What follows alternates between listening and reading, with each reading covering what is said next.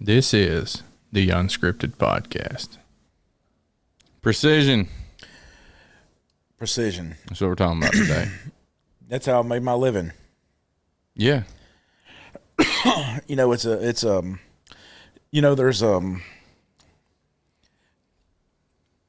Precision is one of those words that's a relative term. Yeah, And- it depends on how you're measuring.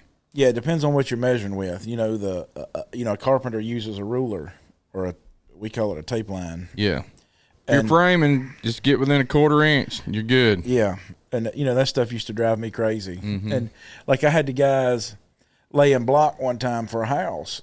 No, it was for a garage. That's what it was, because we always poured our walls. But if a garage won't but this high off the ground, we'd get them to block it. And I remember the first time I saw them do this it was a big old huge house we're building, and they had a big old garage on it, and one corner of it was going to be about 5 courses high, about 45, 50 inches, something, maybe 6 courses high. And you ever seen them use a water level before? I mean, I know what a bubble level is. That's water. But Well, they had a piece of clear gas line or like tubing, and they got their grade over here, so they set their block height where they wanted. This is where you're going to drive in at, right? So you don't want it any higher than this right here. And so what they did was they put the water, they filled this tube up, right? This tube, and they ran it all the way around the corner, and they kept filling it up and filling it up and filling it up until the water reached that level right there at the top of that block. Well, all the way around the corner, guess what? It was still level over there, even though the tube was 40 inches long or 50 inches long on that side over there, because water always finds its own level. Mm-hmm. And they marked it on the wall, and that way when they came around with their course of block, they'd have a spot that they could use to level to over there. And so I say that, because I told them, I was like, listen, I need to think through this before you do this, because I need to make sure that what you're doing is precision. It's going to be precision enough for me, because I certainly don't want this slab to be shallower or lower in this back corner over here when I pour this wall, pour the slab for the garage floor. Right. And so I'm talking with the guy, and he's like, it'll be perfect. And I got to thinking about the physics behind it, and I was like, as long as there's no obstruction in the tube, nothing. was that the high point? So just think about this. So he's got this tube, right? Mm-hmm. Like just imagine a vacuum cleaner hose. It's clear, but it's the size of your pinky, right? Mm-hmm. And they poured water down the tube on this end where they wanted the exact height to be, right? So there's this tube sticking up like this, right? So we got this tube sticking up. They poured water down the tube in a funnel, and it's going to go all the way around, right? So if you got a hose laid like this, it's going to fill up the bottom first, and then it's going to gradually fill up both sides at the same time. Well, it's not going to matter how long this side is, right? It's just going to start in the lowest point and fill up from there up. So when it filled up to right here, it was the same level on the other side over there. Instead of them trying to pull that string all the way across that slab. Yeah, and so they Or across the block, whatever. yeah, and so they used that to mark over there on the wall. They actually used the band of the house. Were they using this when they were pouring the actual concrete? No, they're using it to block, to make your course a block. Okay. So when they turned the corner and went around. Yeah, that's pretty revolution. Well, and it's really actually like thousands of years old. Mm-hmm. And what it did was it allowed them to not have to work on this side and then turn to go to that side. They could get a crew working from this side and meet on this side, right? So it's just about efficiency, right? Because you can block this side, then turn and go down that side, and yeah, you just got to use your string or whatever. Yeah. But still, you got to have it right. So you got to have a known point to turn the corner at, right? That makes sense. So if you start one crew over there, that coming this way, one crew coming this way, and they meet in the corner, then you're working twice as fast, right? And so you think about, there's a lot of ways that we can define. Sometimes precision is one of those things that's like it's a false pretense of precision. I'll give you an example.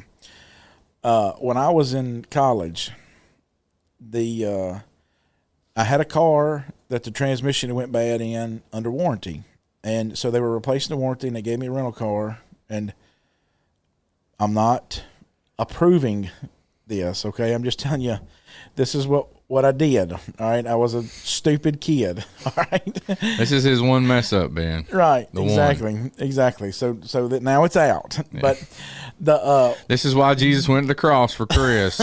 Only reason. and He got an extended car warranty. Paid for it, didn't have to use it. We need to put a sign that says Chris does not approve. Chris does not approve. Yeah, on the lower third. yeah, I was in this rental car, and our parking lot, they were tearing it up and going to repave it and everything like that at the school. Mm-hmm.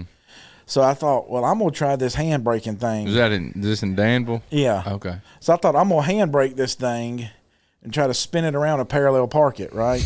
Like on the movies. So I came down the hill. In a rental. In a rental. Yeah. And I'm going 60 miles an hour, right, down this hill. I hit the handbrake, and I slid it right in between two cars and parallel parked it, just like a movie scene.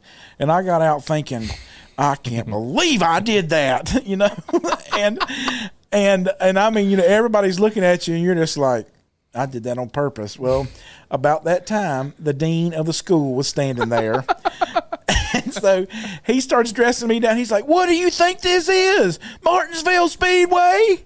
And I remember thinking, like, because he's like, your mom and daddy ought to beat you with a pine bow for doing, you know. And I was like, They would if they was here. well, it was so, you know, so years later, all my buddies still pick at me with this phrase. And that, because when he said that, I was like, it's a rental.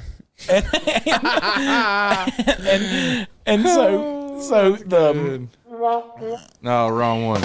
That would have been it. and so for years, you know, they would, because they were there when it happened. You know, they would. It's a rental. It's a rental. Well, it appeared to be precision. I got lucky, right? I just got lucky. And could I do it again today? Probably not. Right. You know, Only but one way to find out. well, I'm not going to do it because I'm also over twice that age now, Ben, and so I realized how stupid that was. Yeah, so our German Shepherd, he's got, you know, he loves fetching after a ball. I mean, there is nothing he'd rather do. Well, he takes a tennis ball and he just crushes them immediately because his jaw pressure's so strong.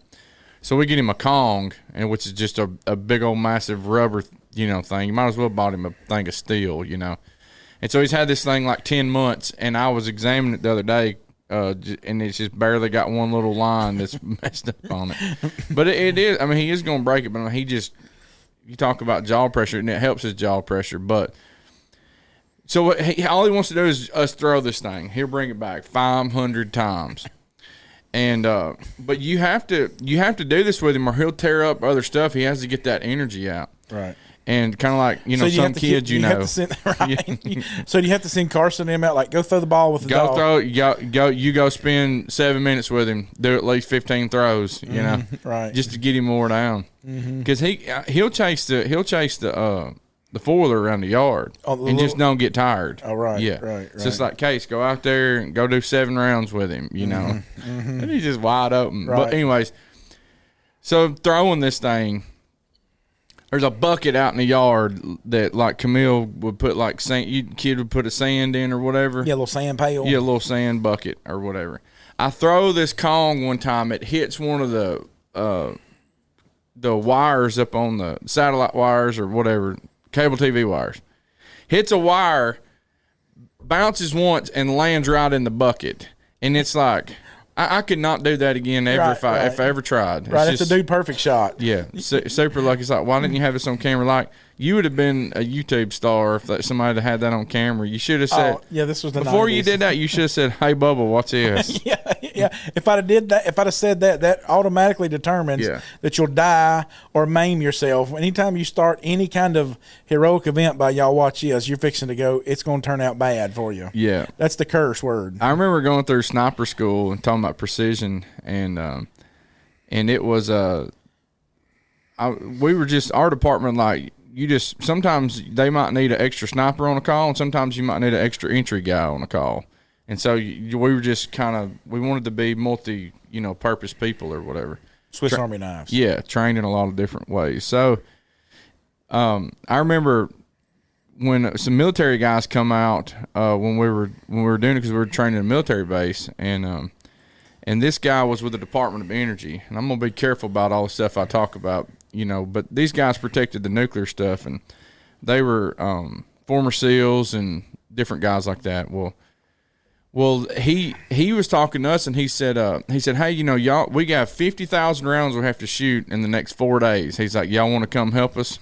We're like, Yep. no, we don't want to. So, Right. yeah, so what we did, but they showed us some cool things, but their 600-yard shots, they're not having to hit, they're not trying to hit a 50-cent piece. Yeah, 50-cent piece. A military sniper, if he hits some guy in the arm or the leg or whatever, it's a sniper hit. Law enforcement, when you're training for precision, we didn't even shoot past like 300 yards because we're not going to be at those distances because you need to be able to see Right. What's going A on. person 300 yards away looks like a Lego man. Right. And so Even in a scope. Yeah, and so like, well, most cases like you're going to be within 100 yards. Well, we had to shoot. All we You'd had be to that far away, you think? Huh? You'd be that far away? Sometimes, yeah. But 100 yards isn't far. No, it's not. Across the parking lot, But it was real far for Georgia and Ohio State, though. Oh, man. Who did North Carolina play in their ball? Man, Oregon, and they coughed it up in the last 30 seconds. Yeah, I mean, that that stinks. was just a frog hair away from a 10-win season. Craziness. So anyways, Yeah, we just played Clemson. They're not really a good team. They're just an ACC champion. what was funny was now all the talks are like Dabo's washed up and all, the when they lose 3 times, they've They lost just couldn't kick a field goal. when they've lost 8 times in the last 5 years or something like that. It's like this guy stinks. Yeah, I know. I hope I can't wait till they start saying all that about Saban. Yeah, I'm he's gonna washed up. I'm gonna tell you, they just ain't. You know what they're going to do? They're going to dig the bear up and scrape some DNA off of him and get some off of Saban and breed something in the middle. Is what they're going to do. Yeah, they're going to try to get as precise of a coach as can. But anyways, in law enforcement, we were just shooting a 2-inch circle at 100 yards, but you had to run and do that under stress. Like we had to sprint and come back. But in law enforcement, you're shooting for flaccid paralysis. Like so That's what a fancy term. So What's what that that mean? means is to the point that you shoot somebody with a precise headshot, not just hitting their face or whatever, but you got to hit the T-zone, and I'm not going to explain all that out, but you got to hit in this T-zone to where the body, even if they're holding a hostage with a firearm, that whenever you take that shot, that their finger can't even pull the trigger anymore because you have stopped all triggers of firing whenever you hit. You've disabled their mechanics. You've disabled the mechanics of their body. Right. And that it had to be that precise. And so this guy was talking to us, with the Department of Energy. He's like, no, all they're trying to do is in military, you're just trying to alter what somebody's doing. If a terrorist is shooting at you, you just don't want him to be able to shoot an RPG at you anymore. Right. We've taken him out of the fight. Yeah, whether because we bicep blow or a forearm exactly. or something like that. And so, but there's just a different kind of precision, but it's for different things, and so. Well, that's true, and so you think about in our Christian lives, right? The Lord requires precision in so many different ways. And let me see if I can explain this. What He does is, so for example, He requires the Christian to be precise in seeking souls, right? So you've got to be precise, and what that means is that you got to be focused, right? You got to be focused on being about His business. But the precision, your target then is imprecise. So that means that there's no optics on a certain person. Yeah. It's beat the bushes and shoot the rabbits that run out is what you're doing. Right. Some of our prayers are shotgun prayers, and some of them are sniper shots. Yes, exactly right. I mean, I can remember praying for a child who had been born at 25 weeks. Yeah. And praying for his liver to function correctly. I remember praying for all these precise things about his little body, and to be happening, and sometimes you do that, and sometimes we're just like, Lord, thank you for this day, thank you for your many blessings, whatever. Yeah, right. Please bless the sick. Right. Help Bob to have a ready recollection. In Jesus' name, we're ready to eat. Right. Bless this food fried and Yeah. Skittles afterwards. Sometimes I can't pray. I can't pray for cinnamon rolls, you know, blessed they're nourishment our body anymore. Lord, we're reminded of cinnamon rolls and how great your goodness is. Right. What was it the other day? I've made reference to your honey bun sermon probably 15 times. man. And I was helping my neighbor pull off his back of his. I probably don't want to tell his business, but anyways, I was helping my neighbor. He just needed some serious reconstruction work on his house, and his wife was out there, and we were talking, and I was telling her about, you know, she was going to get us some snacks. We've been out there since early in the morning, and it was like 12, 1 o'clock, and she was like, let's go get some snacks. And Liam hollered, can you get a honey bun? And I said, I know where there's 200 of them at, Liam. I said, she said, why would you know where 200 of them are at? And so I used it to tell the story of your honey bun sermon. Yeah. And so this idea of precision, that we have in our lives, there's the Lord, we can't fumble through Christianity. You can't. You understand what I'm saying? Like, these Star Wars movies. Is that what it is? Star Wars movies, right? You ever watched any of them before? Kinda. I know. Like the guy. Luke, well, the guys that are the bad guys that dress in the white, plastic. I don't even remember what they're called. Stormtroopers.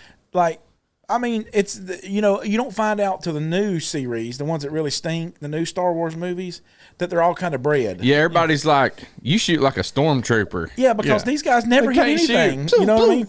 Like so, if you see 100 stormtroopers, you're like, oh, whew, I'm glad. And some of you older guys too, if you watch the A-Team, dun, dun, dun, dun, dun, dun, Exactly. they never shot anybody. They would fire 100 rounds. I know it, man. Nobody ever got shot. Yeah, exactly. Nobody got killed in the A-Team. Yeah, exactly. That I remember. Yeah, and so you go through and you look at this, and most people, unfortunately, I should say most people, there's certainly a portion of people that treat Christianity like they're stormtroopers. I'm just going to fire, know. And right. I was watching this this guy, trying to teach people how to shoot, and he was showing the different mechanics. And one guy was like trying to shoot like this right here, and the guy was telling him, he's like, you know what that means when you shoot like this? He's like, no, he's like, you're dead. Yeah, because somebody's shooting back at you too. And there's only one time when that's better, and that's if you're running away. If you're we taught our guys whenever. So an active shooter thing, when the situation goes in, you want guys going in, but you want a team of 3 or a team of 4. And you got 3 guys who are running in a T. The back guy, if you're trying to run and have your gun up like this, the mechanics are not as good. But when you're running backwards, the natural you can naturally hold your arm this way better. And it's just a cover thing. Anyways. So there's a time. There is a time. There's a time to do it. And Aiden was telling me, Aiden went up there to the camp this last week. I couldn't go. And he went up to the camp and he, they shoot left-handed. Me and Aiden and Liam, and I don't know, Bo, he's not quite old enough to where he can really get the mechanics of shooting down good yet. But Aiden and Liam, like Aiden shoots a 12 gauge, Liam shoots a 20 gauge. And Aiden and all of us are right-handed, but left-eye dominant. So Aiden, he's going to pull his gun up and he's going to swing, right? So this group of ducks come by, and he's trying to head off the first one. Well, the first one, the little flock, kind of like turns towards him at a right time. Well, he misses the one he's shooting after, and boom, knocks down 3 with one shot. And he's like meant to do that. Yeah, and I Chip. Father like son. I've never done it before. I mean, I'm lucky to chip shoot off one the old block right there. Right. I can have a hard enough time shooting one, but now this ain't one of them situations where you're in a dove field and like 3 people shoot and then one guy jumps up. No, and he ain't the one that hit nothing. Because they said that day they were just piling in there. It was just when they jam up because it was so cold. There was only a little bit of water, so them ducks were just trying to get in the water. That one little water hole. One little water hole, and everything else was iced up, and so you were just kind of skillet shot, like shooting fish in a barrel. Well, Tom said he shot 2 with one shot, and but Aiden, they said they've never seen anybody shoot 3 with one shot before. Dead eye. But it's literally luck. luck. Yeah. Exactly. You know, it's literally like if you take a guy deer hunting the first time and he shoots a 18-point buck with a score of 225 or something like that, he may as well just stop. Yeah. You know what I mean? It's like, Yeah, well, Aiden Stafford knocked down they took him like 2 or 3 years ago. Paul and John Nix did. Knocks down a bird with like a 11-inch beard and like 1.5-inch spurs. yeah, that's it. You know, I mean, that's the end of it. Kid, you know? it's not gonna get any better. Right. I know. Yeah, no, you don't. You'll spend the rest of your life and it won't. Yeah. And so, you know, sometimes you can get lucky, right? But the Lord never wanted us to run on luck. He wanted us to run on intentions. Yeah. And so that's why he'll say things like, for example, be precise. Let your light shine before men, that they see your good works and glorify your Father which is in heaven. So you got a responsibility then to figure out how to be precise in your life.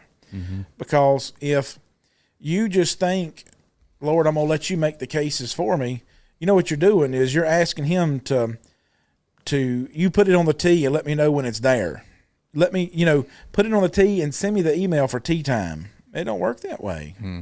And so, when you think about these snipers, for example, like my brother, he's a, record holder for shooting.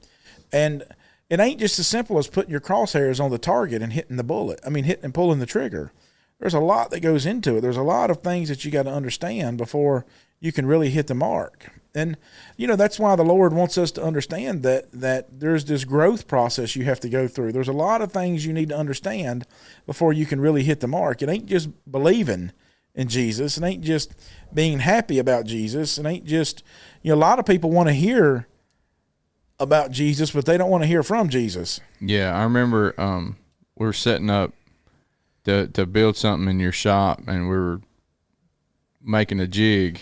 And for those of you who don't know what a jig is, it's just something to help you mass produce something in a precise way. Yeah, repeat the process. And but there's a lot of things you can do on the front end that'll help you on the back end. And you think about that with precision. I mean, of course, we're going to naturally talk about shooting, and but there's a lot of things that if you do those things, the effects of 1 or 2 feet from the barrel, it's not going to make that big of a difference. But you go 600 meters down, you go 600 yards away. Yeah, it's cataclysmic. Yeah, you're going to miss the target, and that's right. And so the adjustments that you make now will help your precision way down the road. And sometimes that's part of planting seeds, that that you plant seeds in people's lives. They may not care about the gospel today, but something may happen 4 years later, and that's happening right now in our congregation. Seeds that have been planted in a family's life, and I said I've been around that person at their workplace in 2018. I have not been around them since 2020. And, I can't tell you how many times that, built a relationship with this person and continued to invite them to church, but they wouldn't come or whatever. Well, the cool thing is the relationship that we built from, 2017 to 2020 is that when they walked through our doors in 2022, it was just an automatic hug. Yeah. Well, because of the precision of things that had happened way down the road. I don't know if this person where they're at, but I know right now they're going through a struggle. And I had the same scenario, and we may be even talking about the same person, but I called this person, somebody in their family that's a member of the church, last night, because they you did the right thing Sunday when you said, hey, if you want a copy of the Mary thing, don't tell Chris, text him or email him. Yeah. Probably text is going to get you. That'll be a lot more precise. Just don't send Chris a long text expecting to read it all. Right. You know what I do? Chris needs 1 sentence text. Yeah, exactly. Right. I look on my watch, and so I get about the first 2 lines on my watch. I know. And then after that, it's like, ugh. Chris's reasonableness with precision is not with text messages. Yeah, it's not. And so, but this lady, she's not a member of the church person. Emailed me last night. We were sitting there, and I'd forgotten my tablet, so I was using my laptop for our Bible time character thing, And so, how's that going in your family? You know what I'll talk about it in a minute. Okay, yeah. Go ahead with your story. So I got the email from her, and she's like, "Hey, can you send me the Mary, the study guide or whatever?" I can't remember how she phrased it. So I sent it to her. You know, just sent her an encouraging note, like, "Hey, I'm so glad you're studying." Kind of told her to, general breakdown. You know how this is one for every week, and just 2 paragraphs. And I'm a long-winded speaker, but a short-winded typer.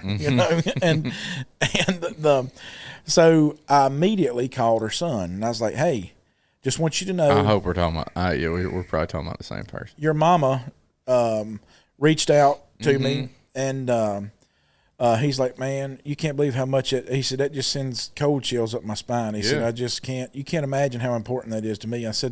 He said, "I can't do it alone." I said, "Just understand, by me calling you, I'm telling you that I can't do this alone, right? You're going to have to be in this." So I said, "You work on the front end, and I'll work on the back end, or however you want to do it." And so that's a very positive thing, that you see there. And tonight we're going to start I'm starting a study with another one of our sisters, and one of her friend, some kind of dog kin to her.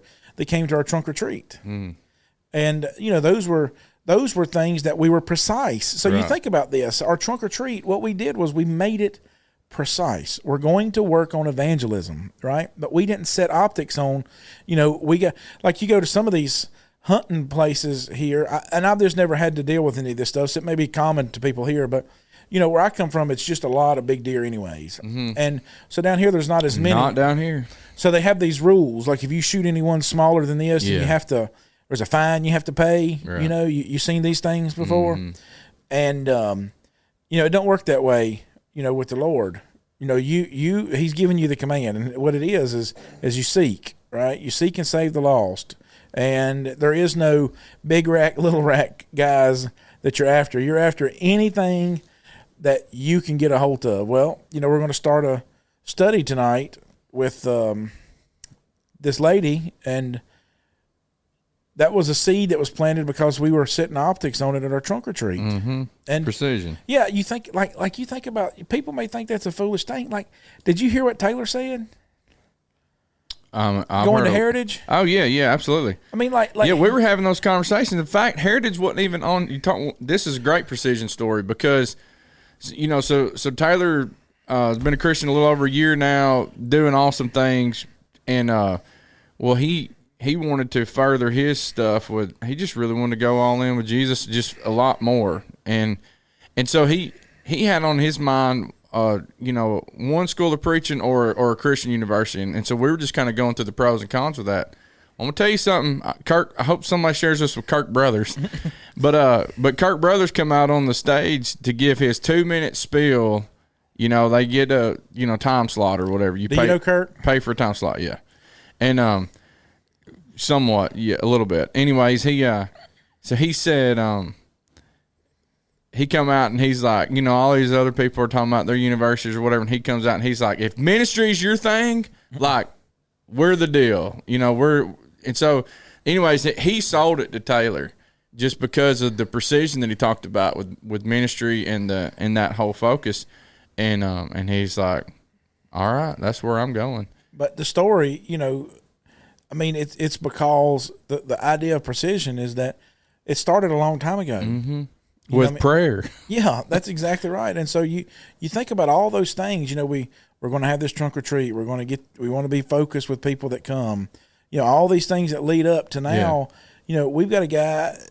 The Lord has worked on his heart through the gospel so much that he's quit his job and wants to go into full-time ministry. A friend of a wife of a coworker invited him to church. Had come to a trunk or treat, and wasn't even a member, and invites him. And we've got a story about a trunk or treat evangelism. I think's what it's on our thing. You can look that up. And so it's kind of the joke around now with Taylor. He cracks up because we talk about trunk or treat so much with him. But it's a precise and I tell story that he came over to eat dinner with us Sunday for New Year's. Your traditional peas and all that. Jessica made up, and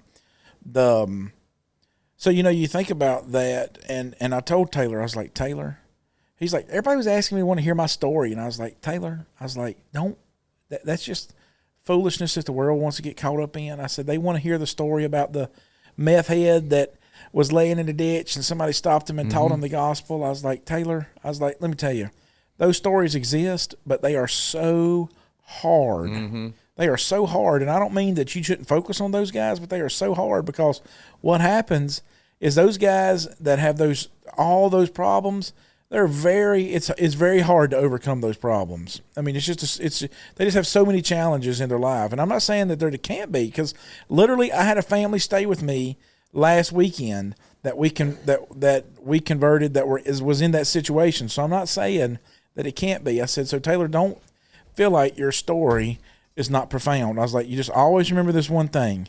I was this way, and now I'm this way, and the only thing in the middle was the gospel. Yeah. That's the only thing that changed. Hey, the Ethiopian eunuch had a great life going for him. Cornelius had a great life going for him. They both needed Jesus. That's right. They were both profound leaders, and and were good overall men. Yep. And had a lot of things going for him. And so, Taylor's one of those guys that I see, that even though he wasn't perfect and he needed Jesus too, but he kind of had his life together in a lot of ways from the outside looking in, but he still needed Christ. But and what I say is this, is that like when you're talking about being precise, be precise with this one thing. Like, my life is going to have laser focus, and that I'm going to serve the Lord. Yeah, and being intentional about things. That's right. I'm going to serve the Lord, and that doesn't mean that like if you have a servant, he doesn't wake up in the morning and like some people eat fish for breakfast. I don't eat fish for breakfast. You got what I'm saying? Mm-mm. It's rare. Yeah, Jesus is cooking fish for the guys in John 21 for breakfast. Well, you know why he was doing that? Because that's probably what they ate for breakfast, right? Like, I want something that had a snout for breakfast. You got what I'm saying? Like I don't even want a cow for breakfast. I want bacon or something. That was off limits for them then. Yeah, that's right. But hooved animals, pigs. But what I'm getting at is that a servant just doesn't just show up and say, "Hey, I fixed your fish this morning." Yeah. I got you. I got you this plate of Brussels sprouts. That's right. And hey, speaking of that, we need your help with this podcast of being intentional about sharing episodes that do something for you, that trigger something with you in your life.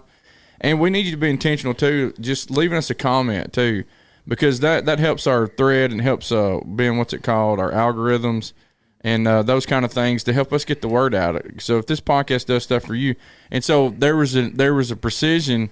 We're up there at Exposure Youth Camp in Huntsville, and I was blessed to get to help co-teach a singing class, and at Exposure. Yeah, at Exposure, and anyway, picked the right one for that. Well, anyways, we just got done, and I was doing something. All of a sudden, here comes this kid, and he's like, "Man, I love the podcast." I'm like, "You're like 15, like." Yeah, I'm telling you. Who are you? I had a guy, Andrew Compton.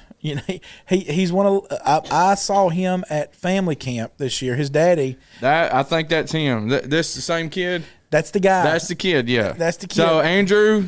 You said so. Here's your shout out on the podcast. Yeah, because he texted Liam. He was like, "Can you get your dad to give us a shout out on me a shout out?" I was like, and he told me, and I said, "You're gonna have to text me Tuesday because I will forget if you don't text me." Well, you think about this. So this idea of being precision, there's a blessing in some things with this, because what the Lord says. I'll give you an example. All right. So a buddy of mine, Andy Warden, owned a gun store back home. Right. Mm-hmm. And one night we're like, he's like, "Let me show you this scope." And I can't remember who made it, but like, you can just download the app and you can see what he's seeing, or they can see what you're seeing through the scope. Right. So you take the scope, and he's like, "Watch this." So you put it on the target. Boom. It's got a range finder. Tells you how far away it is. You shoot it. You pull the trigger. Boom. Wherever it's off, you cursor up and over to that spot.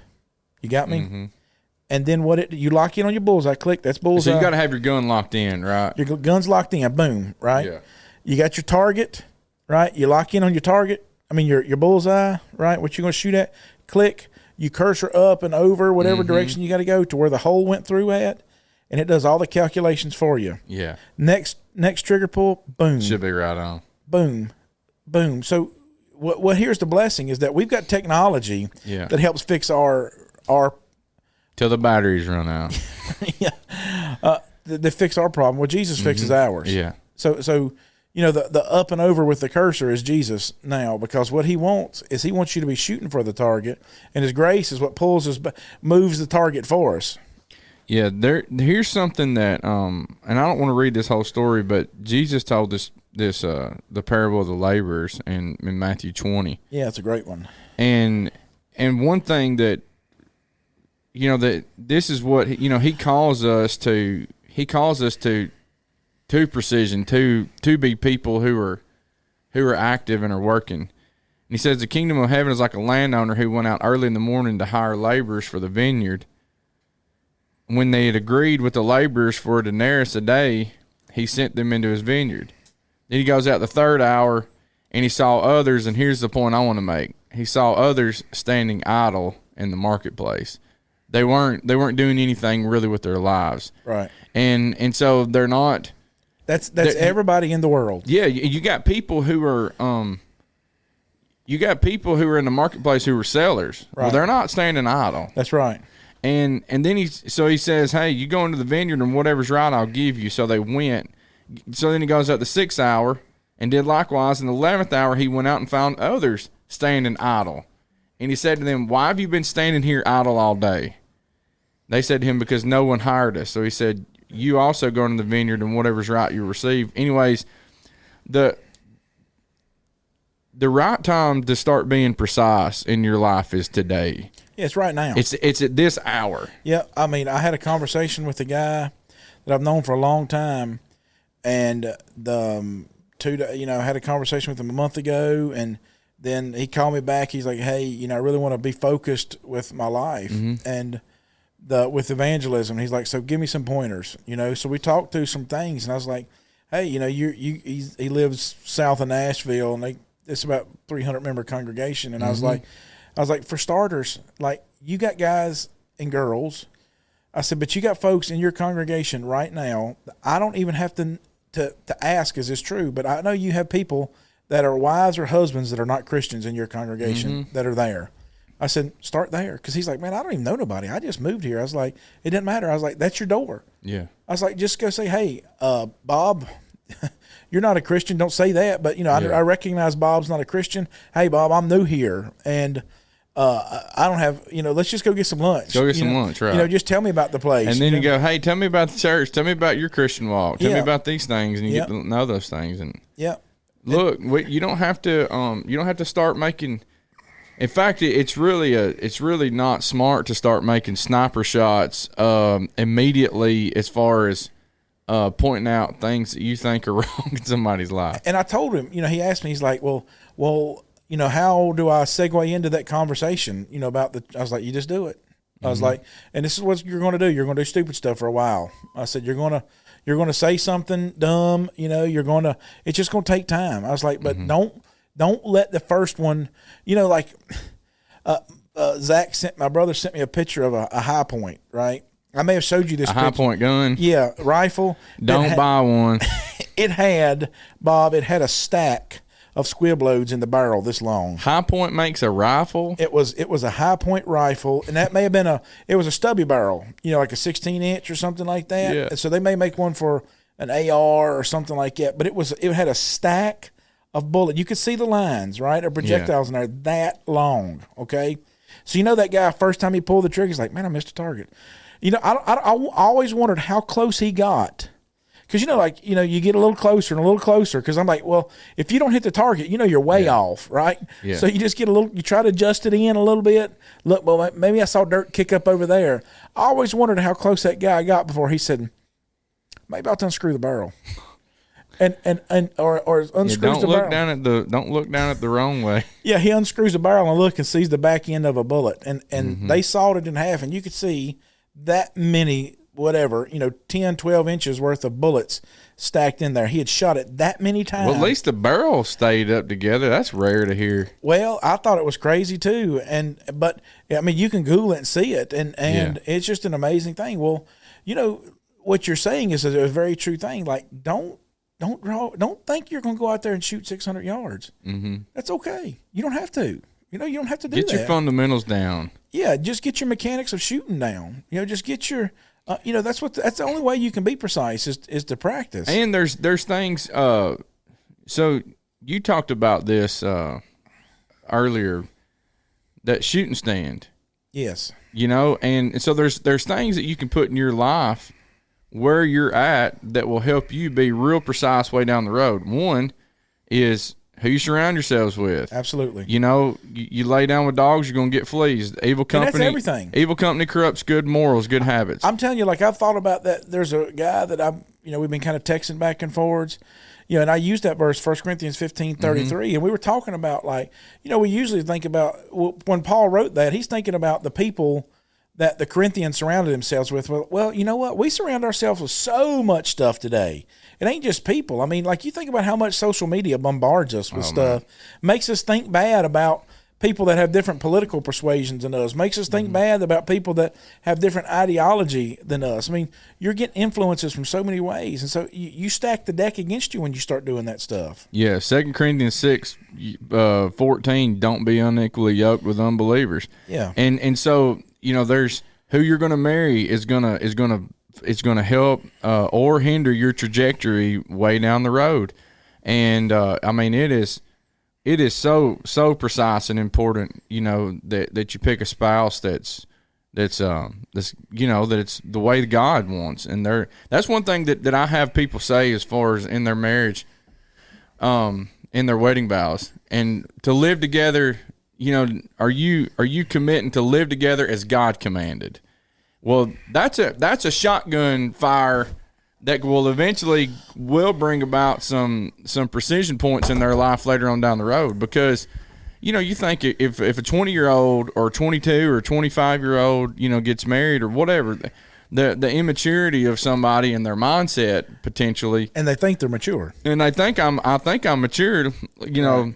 It takes about 20 years to realize you're not. When a man thinks he stands, take heed lest he fall. Right. And so are you committing to live together as God commanded? Well, that encompasses the New Testament. Yeah. And your rules are going to change. You think about it, if you have kids, new set of rules. Everything changes. Yeah, I mean, as you go along, and so the way that you love is gonna change trajectory. I'm sorry, the way that you're asked to love, because I know of a guy who got married within the first 6 months. His wife gets Lou Gehrig's disease. Well, she lives 20 years. He spent the next 20 years serving her, picked her up every day, bathed her every day, fed her by hand every single day. Like, I'm sure that his love story in his mind was not Lou Gehrig's disease for his spouse, And right. so the things that he was able to do and not do, but I mean, he served her. I mean, you talk about an example of somebody who's lived it, and he's a member of the church, and it's a powerful thing, and so if you get a vice that's going to hold your gun in the right spot, and that's who you choose your friends. We talk about that top 5 people in your life. But you choose things that are going to give you stability where you're at for whenever you're firing those rounds. I mean, it changes everything. How much you say that boss or whatever that gun stand was? $1,800. $1,800. You think, well, how does that change? A gun. I mean, It's crazy. Yeah, and so like the when Paul's writing this letter to the Galatians, and the Galatian letter deals with a lot of the Judaizing stuff that would happen, and it's one of the earlier letters. And so you'll see that those things are going to kind of phase out in the church. It won't be written about later on.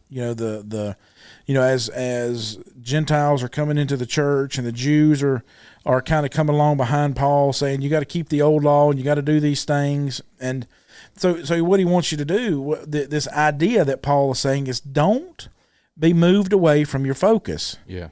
Don't in Galatians 5 and verse 1, he says, stand fast. That's being precise. Stand fast, therefore, in the liberty by which Christ has made us free.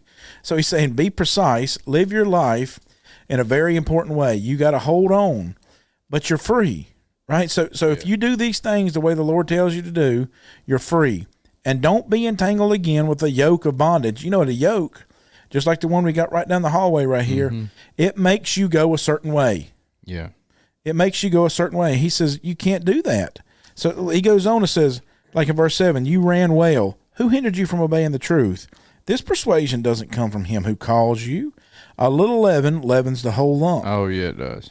And he's trying to get him to see that, like, you move off of your target of what you need to do, then it will continue to rise. That's what you're talking about with this trajectory. When you miss the mark just a little bit, the further out you're shooting, the farther off you're going to be. Yeah. And for our young listeners that don't know leaven, that's if your granny's making biscuits and she puts some yeast in those things. It's a difference between a cracker and a biscuit. Yeah, flatbread versus something that's rose. Right. And so it just takes a little bit of yeast, a little bit of leaven, and it'll make the whole thing rise up.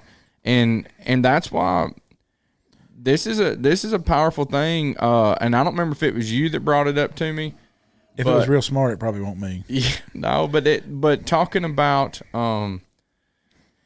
whenever they would the Lord's Supper, was it when Jesus instituted the Lord's Supper, wine, was it grape juice or was it actual wine?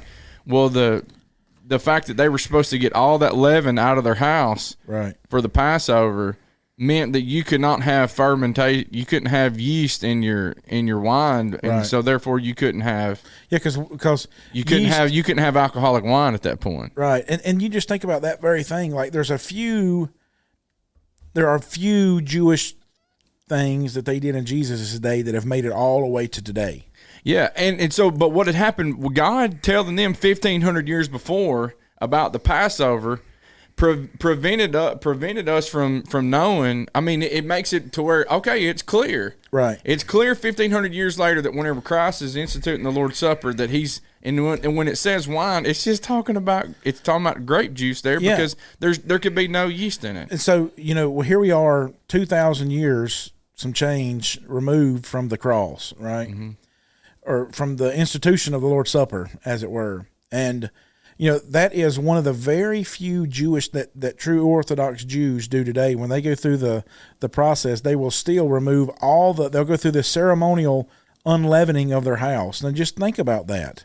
Very few of those things have survived 2,000 years, but that one was such an important one and such a profound one, because they realized what it meant in their lives, that this subtle change changes us forever. And they still do that today. And that's just about being precise. Being pointed with the way that you're going to live your lives. Yep. So that's why Paul would say in finishing in that chapter 5, verse 16, I say then, walk in the Spirit, and you shall not fulfill the lust of the flesh. If you have your eyes, when Aiden was little, I would take him deer hunting, and I'd let him carry a little .22 rifle with him, right? Yeah. And I'd say, I know, and I've done the same thing with my kids, and it'd be unloaded then. Yeah, and we'll get in the woods, and he'll say, like, we'll be sitting there. Deer hunting is nowhere near as exciting as duck hunting. Right. And the reward's a lot better, but the waiting is terrible. So we're sitting in the woods, and, we come from just big oaks are everywhere. And he's sitting there, and he's like, Daddy, there's a squirrel right there. I'm like, okay. He's like, let's shoot that squirrel. I was like, son, we're deer hunting. He's like, I can shoot my .22. I said, Aiden, if you shoot that squirrel with your .22, we're no longer deer hunting. We're now squirrel hunting. He said, well, ain't no deer. I said, we got to be patient, son. You got to be patient. You're deer hunting. You're not squirrel hunting. Once you shoot the squirrel, you're now squirrel hunting. So Paul says, walk in the Spirit. You shall not fulfill the lust of the flesh. If you keep in mind what you're being precise with, that my life has got to be this precise way, then all the other stuff that you're going to want to fill it with will fall by the wayside. All of a sudden, new trucks and fancy houses and keeping up with the Joneses and all that stuff, whatever your vice is, none of that stuff really matters anymore. And it matters so little, you don't even care to talk about it. It's not even important. It doesn't even come up on the radar anymore. Mm-hmm. And so he says, you walk in the Spirit, and you shall not fulfill the lust of the flesh. If you're on the Spirit road, There is no flesh on the spirit road. You've died to that. You've died to that life. And it changes the trajectory of everything. That's right. And so, I don't want to like stay on this horse, but it's just a good principle thing for us, because the Jews would not have had it wouldn't have been a big issue to them whether or not alcohol would have been acceptable at the time of the Passover in Jesus' day. Yeah. And so while there would have probably been some people getting drunk or whatever at different, well, that's always going to be the case. Always the case. But today, people are looking at the Bible and they're going, well, is it okay? You know, the Bible doesn't say that you know, drink is a sin. It says getting drunk is a sin. And so, oh, well, Jesus, you know, he used, you know, wine, you know, for the Lord's Supper, so it must be okay. Well, we understand that God put things in Exodus 12 that he says you're going to sweep your house of these things in Exodus 12:13. The blood's going to be a sign for you on your houses. But he's talking about verse 15, 7 days you shall eat unleavened bread. On the first day you shall remove leaven from your houses. And whoever eats leavened bread from the first day until the seventh day, that person shall be cut off from Israel.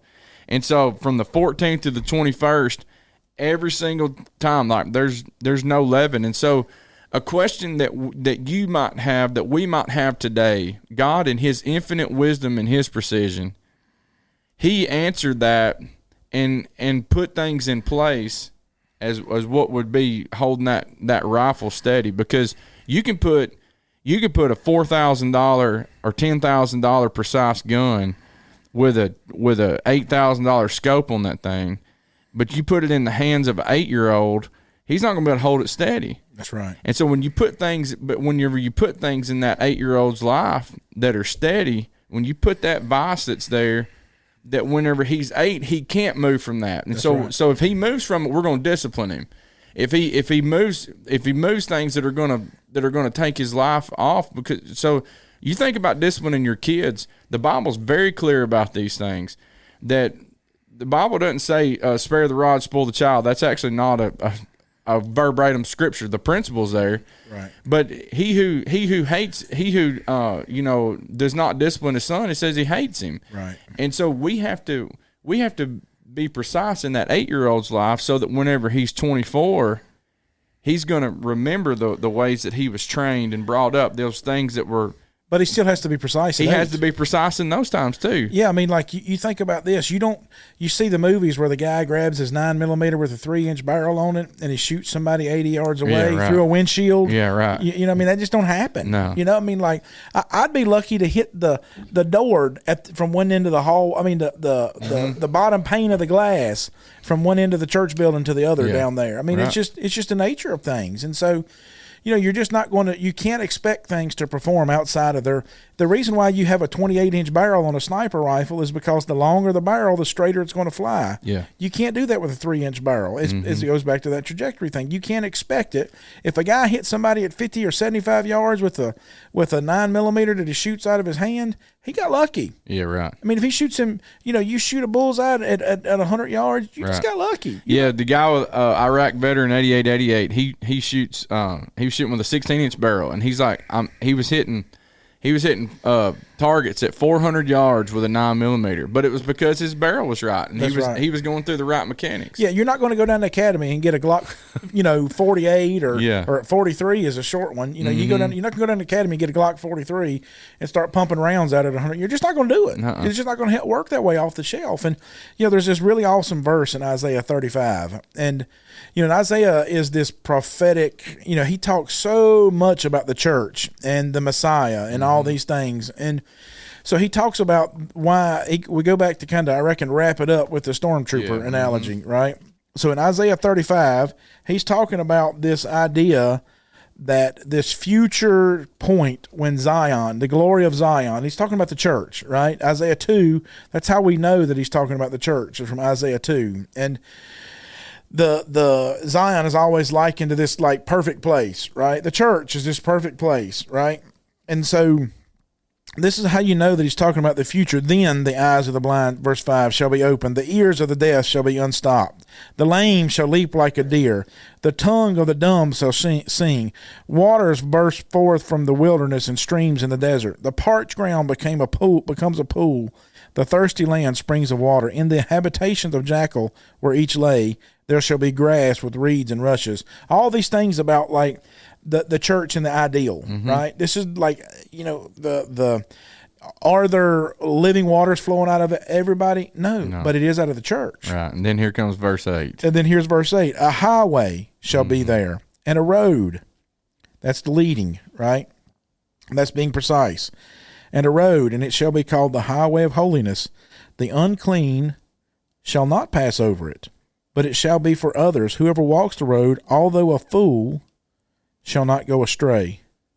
So it's not like something you're going to accidentally stumble on and be like, well, look at here, I made it on accident. That's not what that's not what he's saying. But even if someone starts off as a fool, if he'll get on that road, like that road's not going to lead him astray. Yep, and it says the unclean shall not pass over it. So it's not a road that you're going to find accidentally. Yeah, you're gonna. That's why Matthew 7, when Jesus uses this analogy that narrow is the way that leads to eternal life, and few are there that find it, are precise in looking for it. And that's something you have to remember too when you're living your life. And this is the beginning of the year, and you're going back to school. And I've got kids in our own youth group that are coming off a spiritual high, being an exposure, and they're talking to me about saying, "Hey, I'm afraid going back to school that I'm not going to be the person that I truly want to be."